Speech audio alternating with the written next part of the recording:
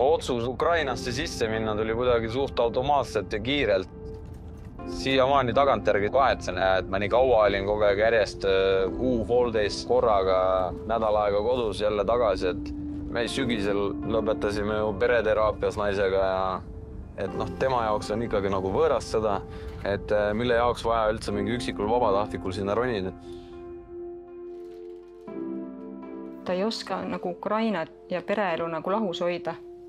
See nagu lõpuks see nagu tüütab nii ära, vaata.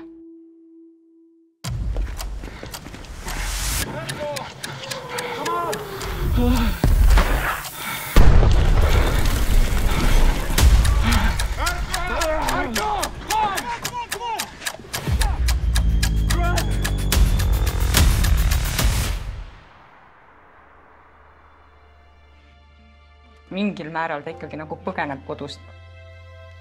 Ta nagu tahab seda jätkata sellepärast, et ta tegelikult on ise omale seal nime teinud. Kohati see sõda nagu on lihtsam kui Eestis ettevõtet vedada. Ta teab, et ta peab oma elus tegema kõige raskema otsuse, kui ta peaks valima pere ja sõja vahel.